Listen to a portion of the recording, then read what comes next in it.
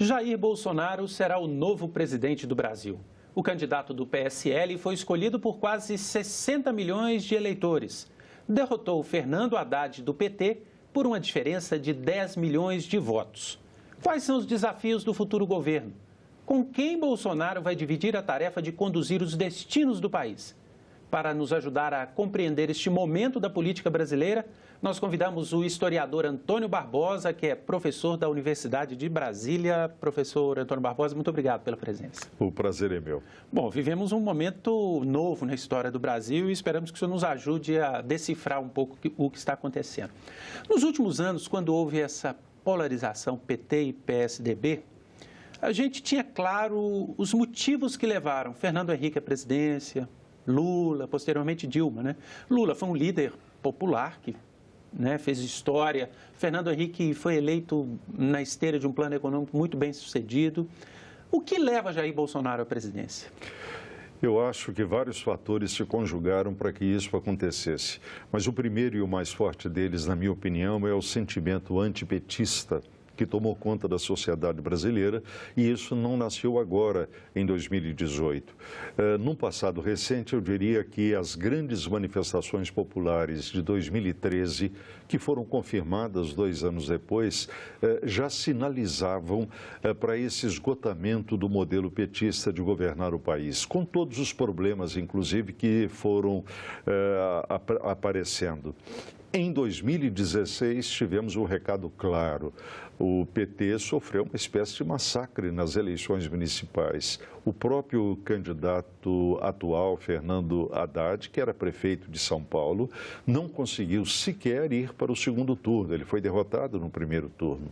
Então, há uma cristalização de um sentimento que foi se tornando quase que repulsa de uma parcela que agora se mostrou majoritária da população brasileira diante lulopetismo, digamos assim. Esse é o primeiro fator. Há um segundo, que é a Operação Lava Jato. A despeito de todos os aspectos altamente positivos da Lava Jato, afinal de contas, jamais havíamos conhecido na história do Brasil um processo policial e judicial tão profundo contra os mecanismos de corrupção profundamente entranhados no Estado brasileiro. E isso é altamente positivo. Mas eu não tenho dúvida também de que houve algum tipo de excesso por parte de alguns procuradores, alguns membros do Judiciário, alguns membros da própria Polícia Federal, cujo resultado me parece altamente pernicioso, que foi a criminalização da própria política, ou seja, a maneira pela qual a Lava Jato foi conduzida, permitindo alguns excessos que eu chamaria de jacobinistas, e de tal forma que quase que a ideia de justiça ia sendo substituída por justiçamento, acabou por nivelar por baixo a atividade política.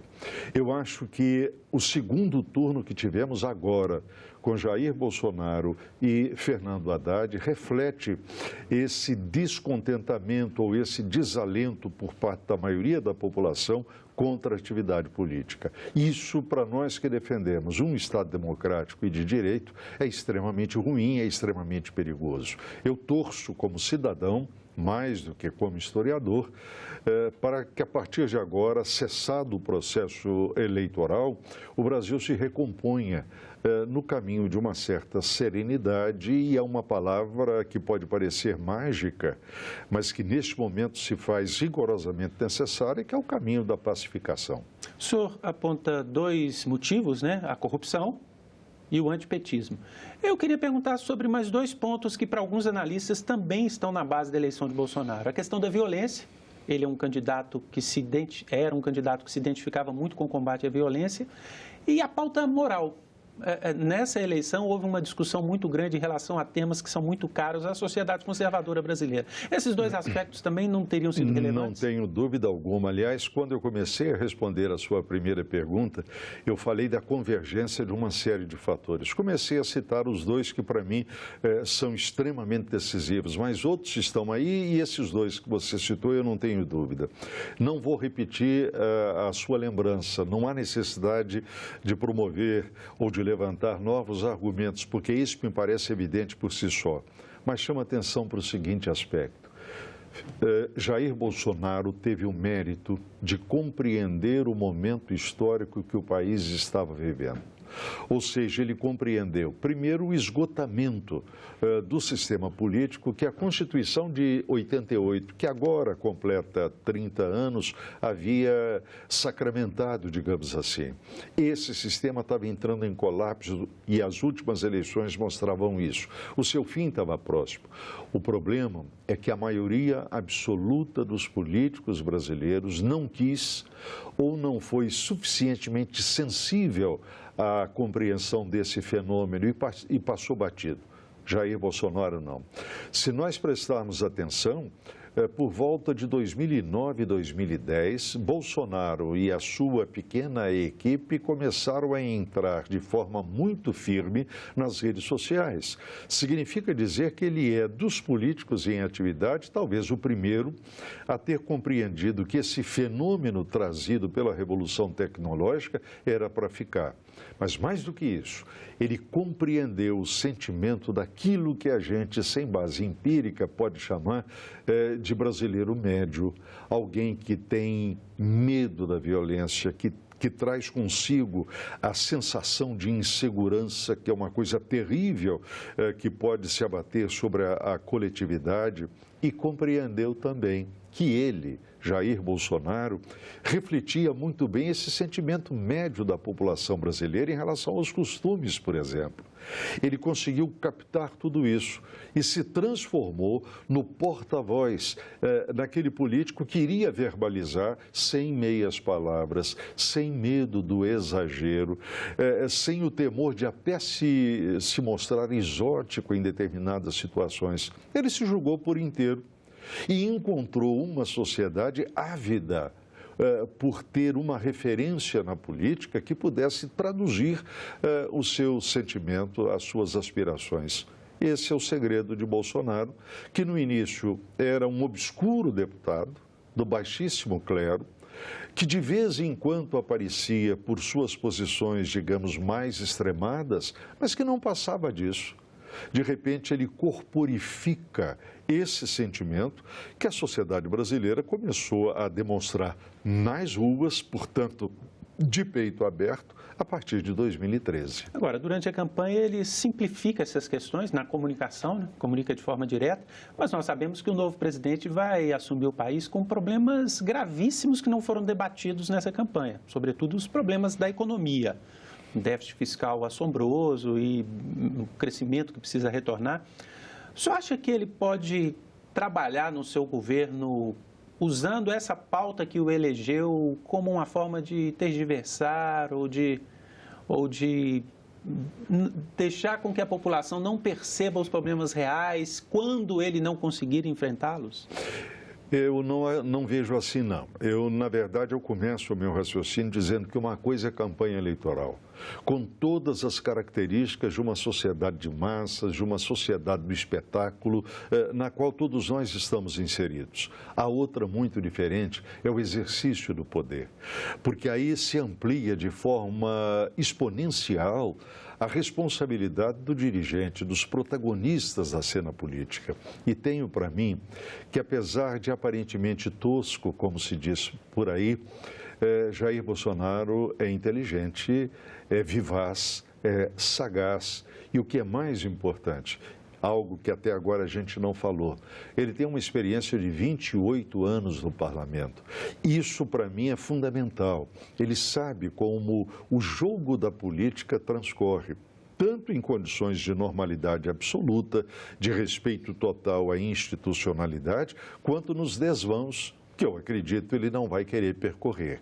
Mas ele sabe como funciona a política, quais as relações que são contraídas, até que ponto se pode ir, quais os limites para uma determinada ação. Essa experiência que ele traz de quase 3 décadas do parlamento, no caso dele na Câmara dos Deputados, acho que lhe será fundamental para o exercício do poder. Ele já deixou claro, num dos 3 pronunciamentos que ele fez ontem, que é, na verdade, uma novidade, teve uma primeira mensagem nas redes sociais, Sim. Depois ele fala para a imprensa, depois ele volta às redes sociais. Ele deixou muito claro que os problemas são graves, ou seja, ele tem consciência disso. Como, aliás, eu imagino que ele sabe perfeitamente bem que algumas das medidas que ele vai ter que tomar e não vai poder esperar muito, até porque é praxe no presidencialismo brasileiro que, pelo menos nos 6 primeiros meses de governo, o novo governo está numa espécie de lua de mel com o Parlamento, com o Congresso Nacional.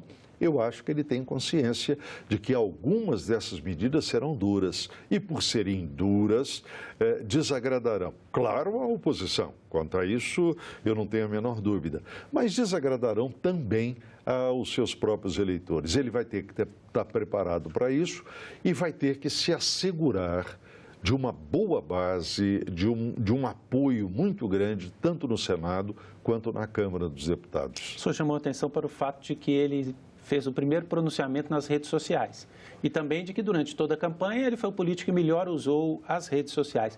O senhor acha que nós vamos ter um presidente com um novo estilo de comunicação, um presidente que, assim como o presidente americano, até esse paralelo, né, Donald Trump, usa muito as redes sociais para se manifestar durante o governo?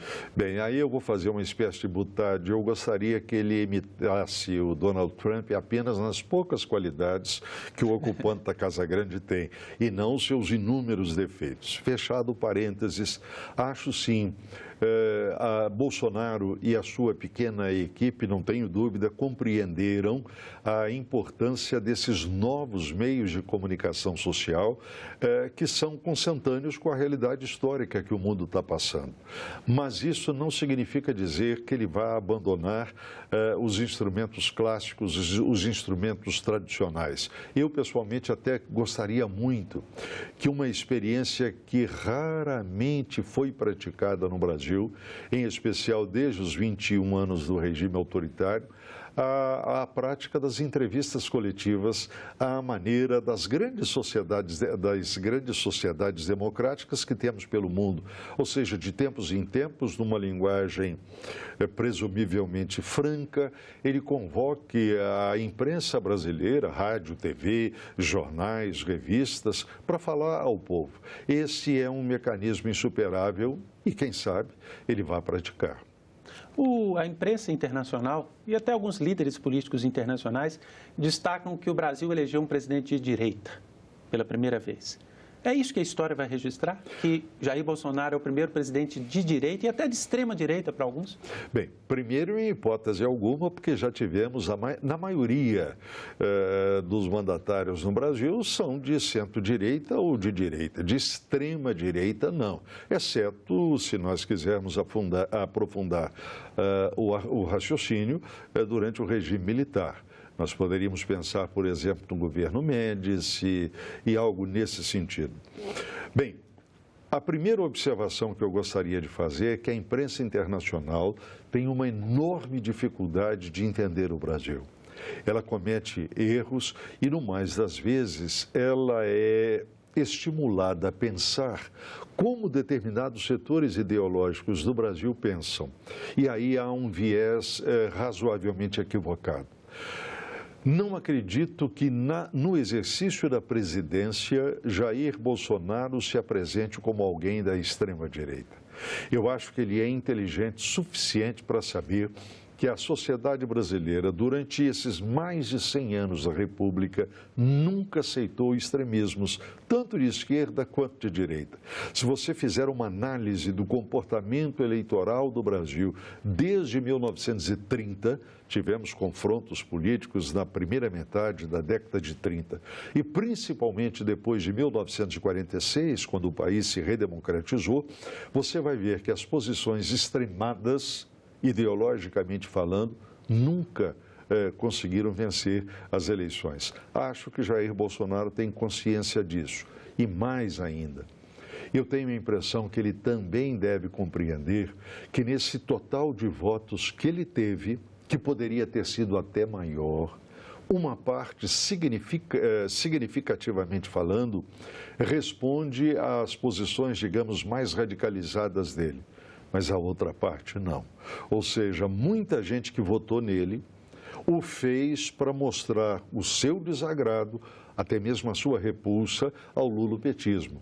Mas isso não significa dizer que apoia posições extremadas de Jair Bolsonaro. E mesmo que todos apoiassem, é importante destacar que ele teve 1/3 dos votos, né? Porque ele teve maioria, mas se nós formos computar a abstenção, votos brancos e nulos, ele teve 1/3 do eleitorado. Acho, inclusive, que a abstenção, que foi um pouco maior nesse segundo turno, e o cerca de 9% de nulos e brancos, é uma demonstração cabal de que há uma parcela considerável da população brasileira que não se sentiu confortável, não se sentiu representada pelas duas possibilidades que lhe foram apresentadas, a do lulopetismo e a do bolsonarismo. Acho que ele vai ter consciência disso. E sabe que para ter sucesso no seu governo, e serão 4 anos extremamente difíceis, porque o país está passando por uma crise muito profunda, a primeira das quais a ser enfrentada é a da economia, porque o país tem que voltar a produzir, o país tem que reduzir significativamente o seu rombo fiscal, o país tem que gerar emprego, ele sabe disso. E com posições ideológicamente extremadas, a dificuldade para se obter bom resultado seria multiplicada por N. No seu primeiro pronunciamento, o presidente eleito ele destacou muito que vai fazer um governo democrático, respeitando a Constituição, como resposta, inclusive, a toda a discussão que se fez durante a campanha, né, dos seus arroubos autoritários. O senhor acha que esse pronunciamento satisfaz? O senhor crê que o governo de Jair Bolsonaro, de fato, vai ser um governo que seguirá a tradição democrática brasileira ou há alguma possibilidade de autoritarismo no governo dele? Bem, eu vou responder a sua pergunta, mas levantando também um fato novo que não está citado nela. O pronunciamento do candidato derrotado me decepcionou profundamente. Desde a descortesia de em nenhum momento cumprimentar o candidato que majoritariamente foi votado pela população brasileira, isso me parece incivilizado, me parece descortês e que foge ao protocolo das sociedades democráticas. Um parênteses, na manhã dessa segunda-feira ele publicou um tweet, Haddad, dizendo que já mais tranquilo agora, queria desejar boa sorte ao presidente Bolsonaro e gostaria que o seu gesto sincero fosse entendido como um sinal de que se rompam, né, as radicalizações. Na manhã dessa segunda, ele repensou o pronunciamento que o senhor disse que, de fato, na noite de domingo não... Foi decepcionante, exatamente. Porque a impressão que eu tive é que ele estava se dirigindo à sua tribo. Ele estava se dirigindo aos petistas, de uma forma geral, inclusive fazendo uma confusão terrível de imaginar que a quantidade de votos que ele teve no segundo turno fosse do PT. Claro que não. Os votos do PT foram os votos que ele teve no primeiro turno e que corresponde historicamente a 1/3 do eleitorado petista no país. Bem, fechei o parênteses. Eu gostei do pronunciamento de Jair Bolsonaro, em especial naquele que ele lê frente às câmeras de televisão. Já se presume que é um discurso escrito, que é um discurso que não é feito no calor dos acontecimentos, quando as emoções estão à flor da pele. Me chamou a atenção o fato de que quantas vezes ele utilizou a palavra liberdade nos seus pronunciamentos. E chegou a dizer que aquilo era um juramento que ele estava fazendo perante a sociedade brasileira. Ele falou muito de liberdade, falou muito de democracia, de respeito absoluto à Constituição. Sinceramente, eu não vejo razão alguma concreta, palpável, de que ele possa se desviar desse caminho. Aliás, não apenas por vontade dele. Eu estou convencido de que o amadurecimento político a que a sociedade brasileira chegou nesse momento, depois dessa luta pela afirmação da democracia, uma democracia que fuja ao mero formalismo, como está acontecendo de 85 para cá, não aceitaria esse tipo de retrocesso. Eu sei perfeitamente bem que há uma parcela, felizmente minoritária, da população brasileira que gostaria de um golpe, que gostaria de um governo ditatorial, autoritário, mas essa parcela está longe, muito longe, de corresponder ao conjunto da população brasileira. E acho que Bolsonaro tem consciência disso. Nós tivemos na eleição para o parlamento e para os governos do Estado muitos militares que venceram. Há um militarismo pelo voto chegando no país? Bem, pelo voto não vejo problema algum. Sim. O meu problema é quando esse militarismo se reveste de decisões golpistas. Aí é um outro departamento sobre o qual eu não teço nenhum comentário, porque, como diria o doutor Ulisses Guimarães, naquele célebre 5 de outubro de 1988, quando foi promulgada a Carta Cidadã, eu tenho nojo às ditaduras, tal como o doutor Ulisses colocou no seu célebre discurso. Não vejo nenhum problema desses militares terem sido eleitos agora. Primeiro, porque eles se sujeitaram ao jogo democrático, se submeteram a um processo eleitoral legítimo e foram acolhidos pelos seus eleitores, por grande parcela da população brasileira. Em relação a isso, eu não vejo nenhum problema.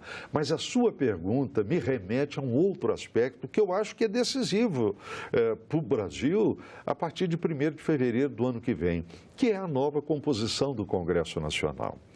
A maioria dos analistas tende a dizer que nessas eleições o conservadorismo falou mais alto e isso se reflete na nova composição do Congresso Nacional, em menor escala do Senado, em maior escala na Câmara dos Deputados. Eu peço licença para discordar dessa visão meio apocalíptica.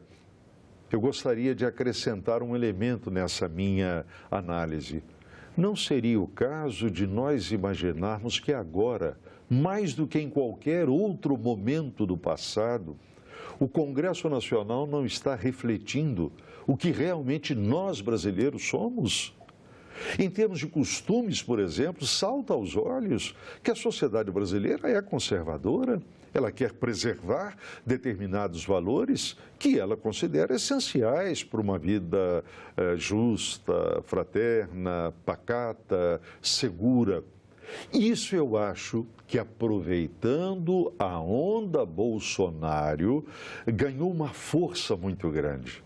Aliás, aproveitando essa onda Bolsonaro de dizer não a uma realidade de 13 anos ou 16 anos, já me perdi a conta do petismo, desde 2003 para cá, e esses candidatos que se apegam à proposta bolsonariana foram eleitos. Daí o governador de Santa Catarina, comandante do Corpo de Bombeiros, daí majores, cabos, generais se candidatando. Coronel Marcos Rocha foi eleito também nesse domingo por Rondônia, governador. Pois é, eu não vejo problema nenhum, desde que as regras de um Estado democrático e de direito sejam respeitados. Agora, o senhor fez menção aí algumas vezes da equipe de Bolsonaro. Bolsonaro já anunciou 3 ministros. O ministro da Fazenda, Paulo Guedes, que vai ter sua primeira experiência no setor público, embora seja um economista renomado. O ministro general Heleno, da Defesa, ontem disse que já está praticamente certo o engenheiro Marcos Pontes, ministro da Ciência e Tecnologia, que o maior feito é ter sido o primeiro astronauta brasileiro, e Onyx Lorenzoni na Casa Civil, um deputado com alguma expressão.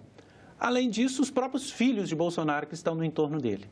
Ou seja, o governo de Bolsonaro sinaliza que vai ser feito com a interlocução com atores políticos de pouca expressão no país.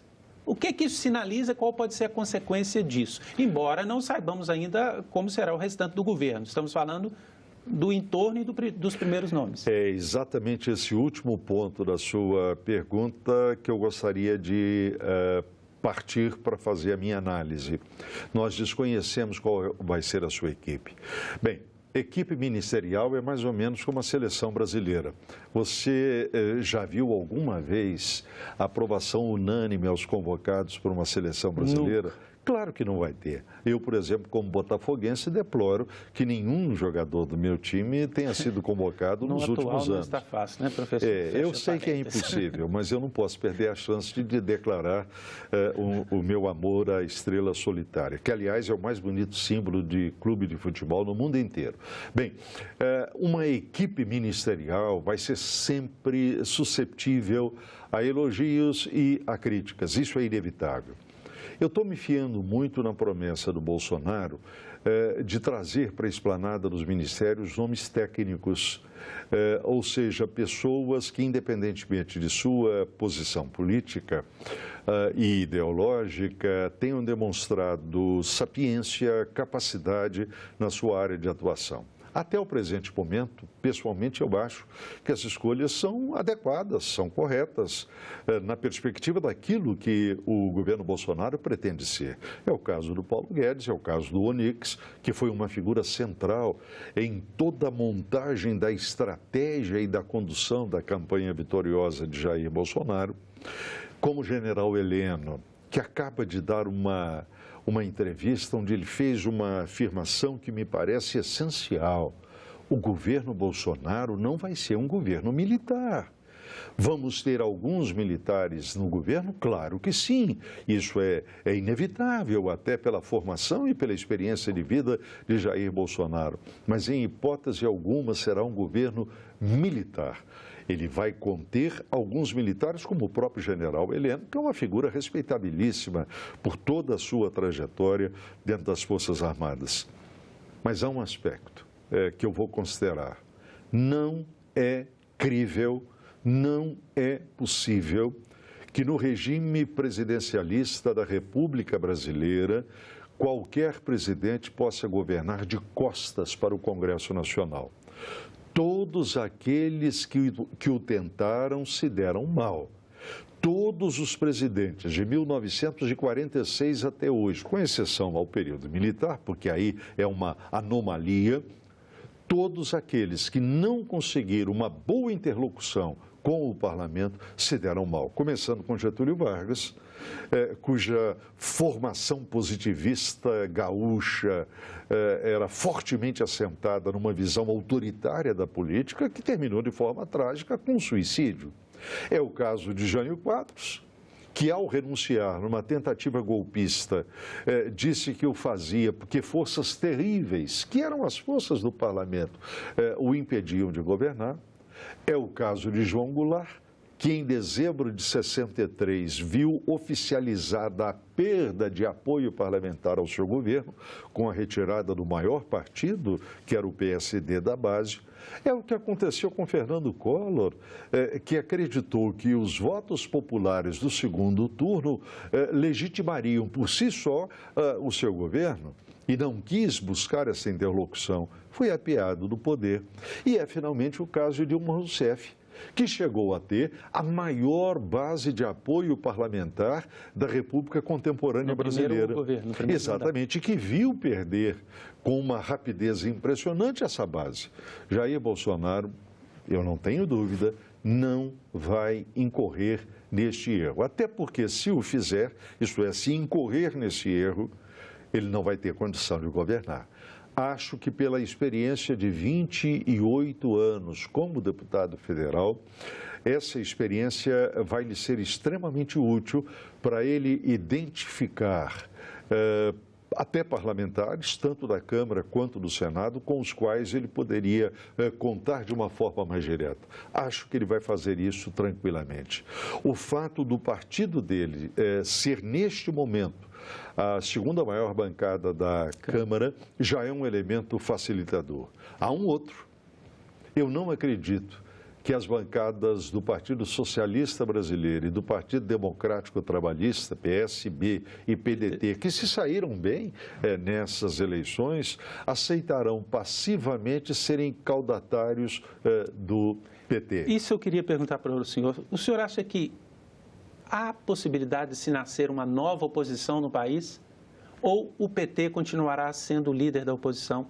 no caso, ao governo Jair Bolsonaro. Eu não tenho Temos dúvida elementos alguma. para que surja uma nova oposição? Eu acho que, como historiador, eu estou correndo um risco muito grande. Você sabe que o historiador é o profeta do passado.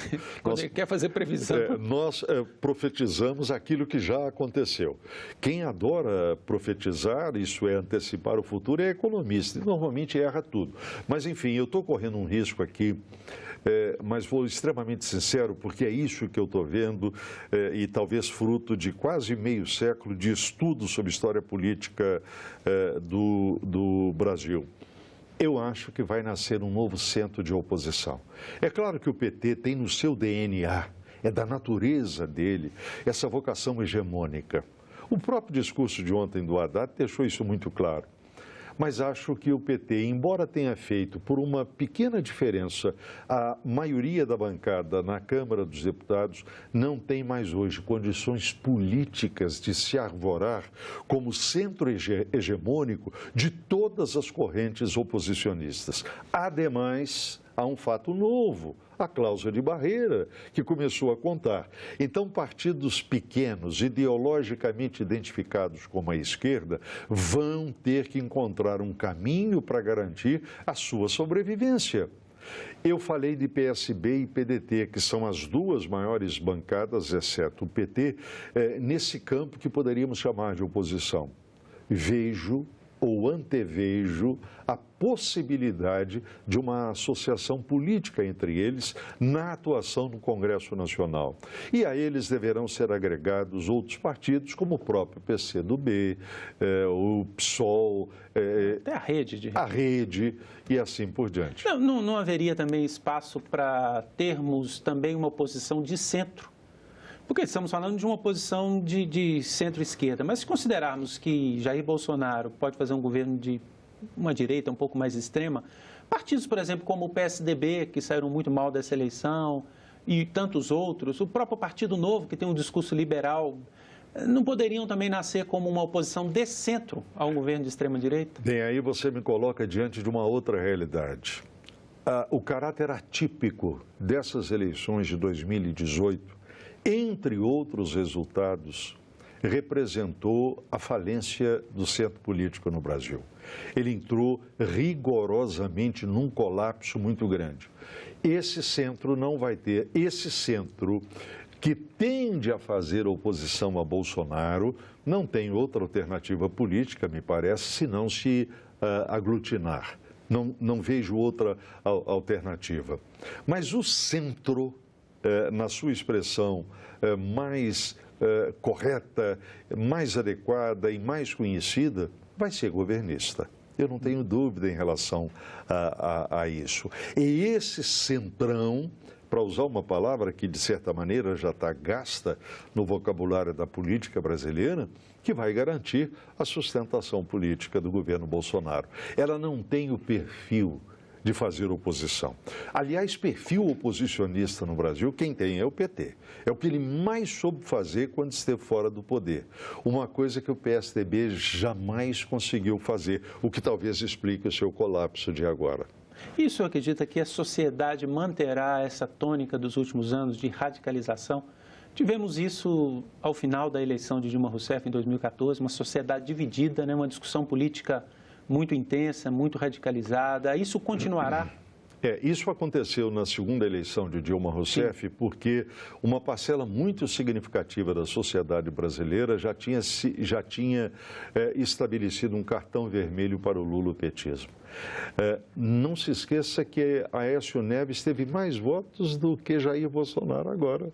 É uma coisa interessante. Eu não vou falar nem das duas eleições de Fernando Henrique. Foi o único caso de vitórias no primeiro turno de 88 para cá. Então, eu vejo a situação exatamente desse prisma, mas não tenho dúvida. O Brasil não conseguirá dar um passo sequer à frente se ele não encontrar o caminho da pacificação. Aí, nesse ponto, tendo em vista o discurso de ontem de Fernando Haddad, esse caminho de pacificação jamais será trilhado pelo PT. Ontem, o que eu ouvi, era uma espécie de conclamação a guerreiros a valentes combatentes que não fogem à luta, expressão de Fernando Haddad, para os seus, para a sua tribo. Então, é claro que essa gente não vai estar disposta a estender a mão e vai fazer a oposição que o PT conhece e que praticou ao longo do tempo em que esteve fora do poder. Esse é o primeiro caso. Acho até, em função disso, que cabe a Jair Bolsonaro uma dose maior de responsabilidade no sentido de oferecer ao país mãos estendidas e condições objetivas para que essa pacificação ocorra. Eu acho que ele vai ter que dar sinais. A política é feita de símbolos, a política é feita de sinais, como de resto a própria história. Ele vai ter que dar sinais claros, objetivos, inequívocos, de que quer a paz, de que quer contribuir para a união dos brasileiros. Ele é capaz disso? Acho que sim. Acho que ele tem a inteligência suficiente para compreender que esse é o único caminho bom para ele e para o país. Agora, o senhor já fez aí um diagnóstico da situação do PT e o que diria do lulismo? Por que nós precisamos separar o PT de Lula? Lula foi ainda protagonista nesse processo eleitoral, né, com toda a sua estratégia de se manter candidato. Qual é o futuro do lulismo a partir dessa eleição e dessa derrota de Fernando Haddad? Bem, se existe alguém que discorda da sua opinião, é o próprio Lula. Quando você diz que nós temos que dissociar o petismo do lulismo. Para Lula, isso não passa na sua cabeça. E essa eleição de 2018 foi a prova material disso. Quer dizer, ele conduziu todo o processo e acho, inclusive, que foi um dos responsáveis pela derrota de Fernando Haddad. Aquele negócio de fazer de conta que seria candidato, quando até as pedras sabiam que ele não poderia ser, eliminando, por exemplo, a possibilidade da emergência de alguém no campo da esquerda que não fosse do PT, leia-se Ciro Gomes. Tudo isso aconteceu porque o PT foi aprisionado pelo Lula. Quer dizer, o PT perdeu a sua própria autonomia, a sua capacidade de tomar decisões próprias, são as decisões de Lula. Bem, e agora respondendo concretamente a sua pergunta. O lulopetismo foi derrotado, mas não foi eliminado. Ele não está morto, ele não está sepultado. O fato de Fernando Haddad, no primeiro turno, ter obtido 30% dos votos, algo mais ou menos do que isso, mostra a resiliência, que é uma palavra da moda hoje, horrorosa, mas é a palavra da moda, a resistência do lulopetismo. Ou seja, haja o que houver, venha mensalão, venha petrolão, venha a exteriorização, a explicitação de escândalos terríveis de corrupção, nada disso abala aquele cerca de 1/3 do eleitorado brasileiro que vai seguir o lulopetismo até o fim. Ele vai se reinventar naquilo que ele sabe fazer, que é a oposição que não tem limites, a oposição a tudo que vier do governo. Eu não tenho dúvida que vai ser isso. Poderíamos dizer que a polarização PT-PSDB, que dominou a cena política desde 94, essa acabou? Essa acabou porque esse sistema político inaugurado com a Constituição de 88 entrou em colapso irreversível. Aliás, eu falei de renascimento, de reinvenção. O PSDB, como nós conhecemos, não existe mais.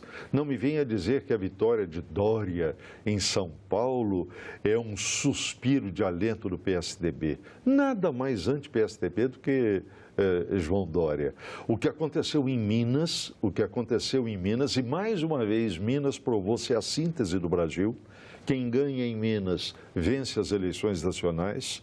Quer dizer, o comportamento do eleitorado mineiro reflete o conjunto da sociedade brasileira. Em Minas, o que aconteceu com o PSDB é a prova, me parece, irrefutável de que esse partido tem que renascer. Sofreu uma derrota maior que a do PT, poderíamos dizer. Foi terrível, foi terrível. PSDB e MDB talvez tenham... O MDB também diminuiu muito sua bancada. Exatamente, ele diminuiu muito a sua bancada e eu vi uma análise de que o MDB pela primeira vez vai fazer oposição. Não acho isso possível. está na natureza do MDB, até por causa dos seus interesses, o que ele quer preservar, que é o seu poder local, que é o seu poder regional, ele não conseguirá ficar à margem do governo central, seja ele qual for. Quando nós fazemos uma análise e aí dos números da apuração, dos mapas da apuração, vemos lá que Haddad ganhou no Nordeste, todos os estados, no Pará, Bolsonaro ganhou no restante. Haddad ganhou na maioria das cidades mais pobres, Bolsonaro nas cidades mais ricas. O que esse mapa quer dizer? Quer dizer que o PT hoje é a arena pós-moderna.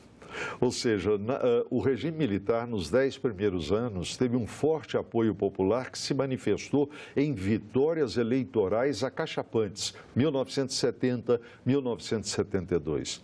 A partir de 74, a arena, que era o sustentáculo do autoritarismo, foi perdendo densidade eleitoral e cada vez mais se refugiando nos setores mais atrasados, mais pauperizados do território brasileiro. É o que está acontecendo com o PT. Se você observar bem, nas capitais do Nordeste, a performance eleitoral do PT esteve muito aquém do que ele já teve no passado. A força do PT do Nordeste reside hoje fundamentalmente no interior e nas cidades mais pobres, que são aquelas, digamos, caudatárias, beneficiárias de projetos de assistência social que o Partido dos Trabalhadores colocou em prática. Veja o caso do Bolsa Família.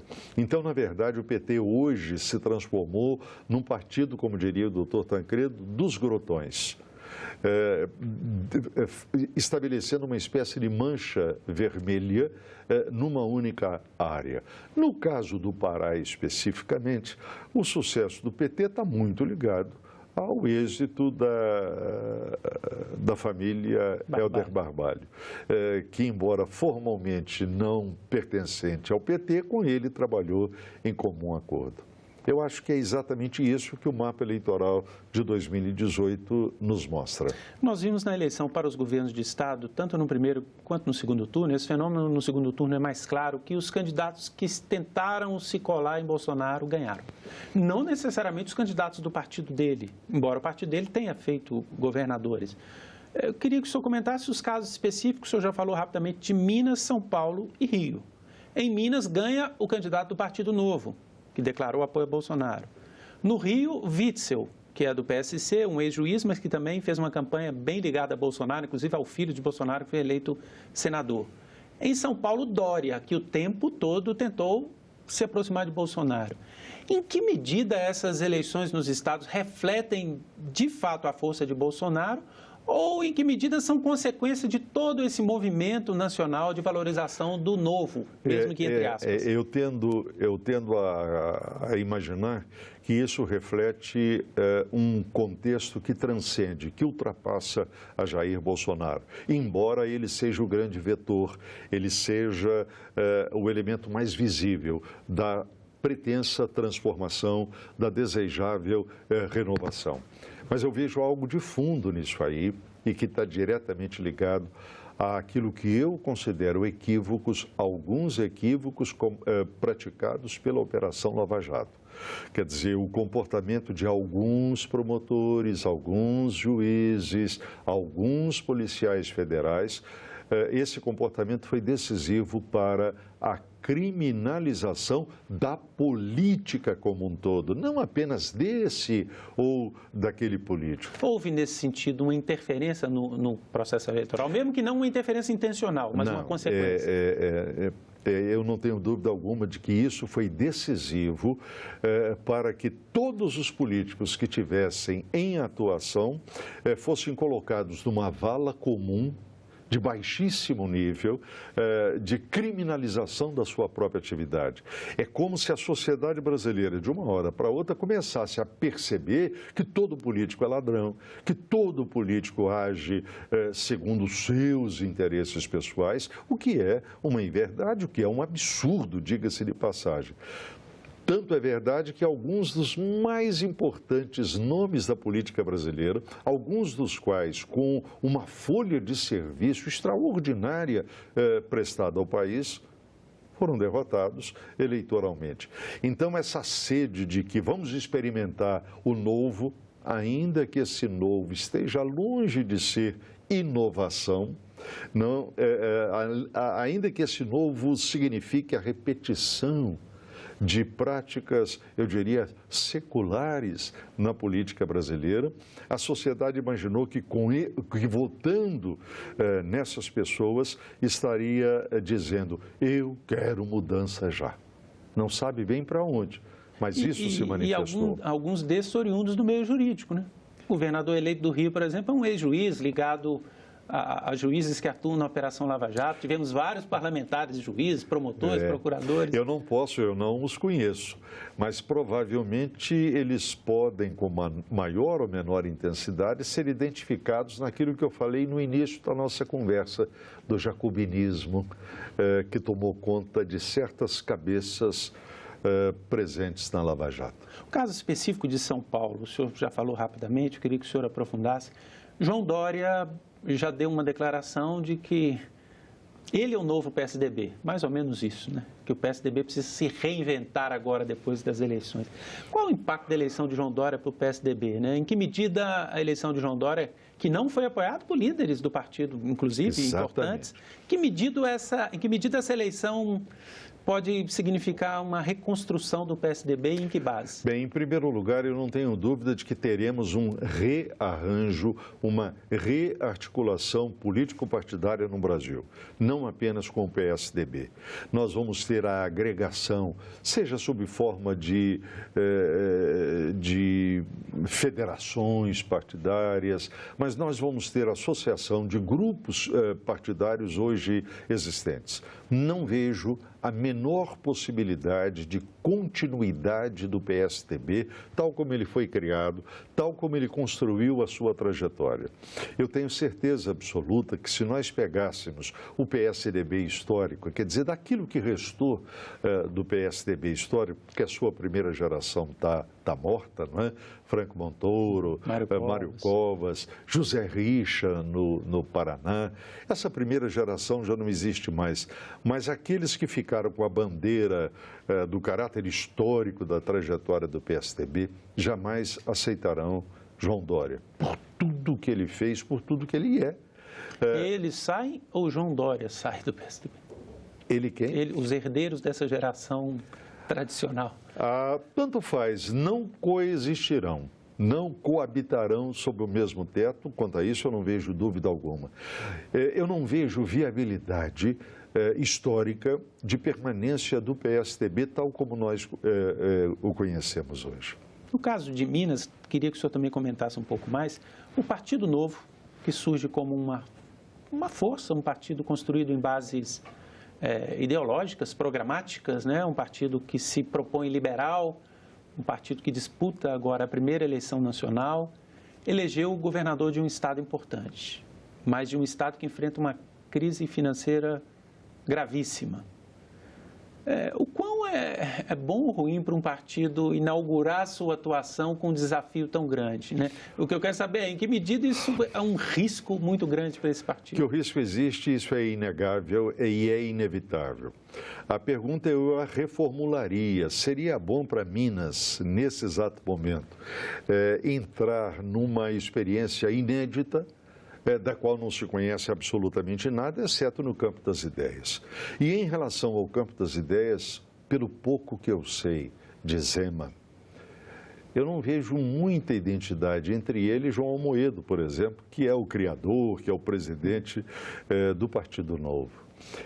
Eu, até como mineiro, gostaria de estar enganado, mas eu tenho minhas desconfianças de que Zema terá condições de colocar em prática, até pelas condições de flagelo estrutural que Minas Gerais conhece, eu não sei se ele teria condições de colocar em prática, em totum, aquilo que o Novo preconiza, aquilo que o Novo defende.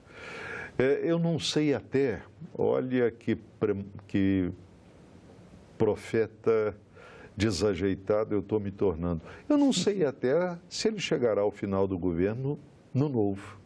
Não sei, não sei.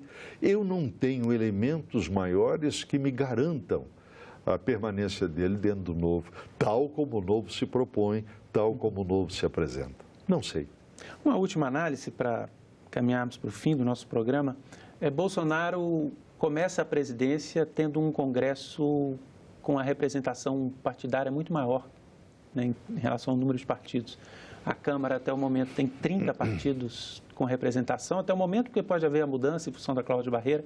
O Senado tem um recorde de número de partidos, 21 partidos, salta de 15 para 21, pode também haver mudança.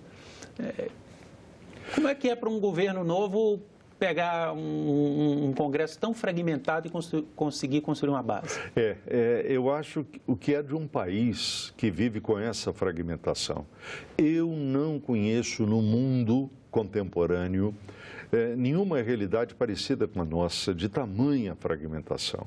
Nenhuma democracia sólida se mantém com esse tipo de estruturação partidária que nós temos no Brasil. É urgente, premente uma reforma política, não o arremedo de reforma que tivemos no ano passado, mas nós precisamos urgentemente de uma reforma política que reduza de maneira substancial essa quantidade de partidos políticos, até porque ninguém vai me convencer de que no Brasil nós tenhamos 30 correntes ideológicas, doutrinárias, ideológicas diferentes, que precisassem de um partido político, cada uma delas, para se manifestar. Claro que não. Então, eu não estou preconizando um bipartidarismo, porque ele me soaria artificial, mas eu gostaria de uma legislação que restringisse ao máximo essa fragmentação que nós temos. E a esse respeito eu gostaria de lembrar, o historiador existe para lembrar o que os outros esquecem, já disse o grande Eric Hobsbawm. Eu gostaria de lembrar que o nosso Supremo Tribunal Federal tem uma responsabilidade terrível nisso, porque foi ele que impediu aquela nova legislação que restringiria essa quantidade absurda de partidos sob a argumentação de que aquilo era inconstitucional. Mas a cláusula de barreira agora, 14 partidos não alcançaram. Já ajudou. Ou seja, já pode haver alguma composição. Há partidos importantes que estão discutindo, inclusive fusão. A rede tem discutido fusão com o PPS, com o PV. O PCdoB não alcançou a cláusula. E tantos outros. O próprio PSDB vai ter que se mexer nessa direção. Então, ainda que de forma tímida, não pode começar a haver um rearranjo agora? Bota timidez nisso. Quer dizer, a forma é tímida, já é alguma coisa, mas que está muito longe daquilo que a gente considera ideal para o país em termos de estruturação político-partidária. Tá longe, mas já é um primeiro passo, é melhor do que nós tínhamos até agora. E como que o Jair Bolsonaro deve lidar com isso, ou deveria lidar com isso? Ronaldo, eu vou ser muito sincero. É só analisar a história da República Brasileira, desse nosso presidencialismo que aparentemente transforma o presidente numa espécie de grande rei, de imperador. Se nós observarmos bem, de 88 para cá, com a nova Constituição, o Parlamento Brasileiro, isto é, o Congresso Nacional, readquiriu uma função de protagonista na cena política. Eu vou fazer uma afirmação categórica, facilmente comprovável. Nada de importante que um presidente da República no Brasil proponha poderá se concretizar se não tiver apoio no Congresso Nacional. Isso mostra a força tanto da Câmara dos Deputados quanto do Senado Federal. Qual é a saída para isso? É a negociação. Eu gostaria que essa negociação fosse estreitada entre o Poder Executivo e o Poder Legislativo. Sim, é isso que caracteriza o exercício da política. A política existe para que as ideias sejam confrontadas, para que cada ator, para que cada protagonista possa avançar e recuar. Ninguém pode ganhar o tempo todo, como não deve perder o tempo todo. É desse tipo de embate que a sociedade efetivamente democrática se nutre, se alimenta. Eu volto ao que disse no início, esses 28 anos de experiência de Jair Bolsonaro na Câmara deverão lhes serem úteis.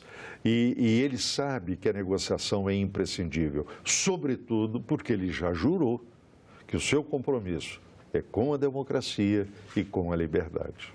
Professor Antônio Barbosa, muito obrigado por nos ajudar a compreender esse momento histórico. Eu é que agradeço, é para mim um prazer sempre renovado, toda vez que a TV Senado me convida.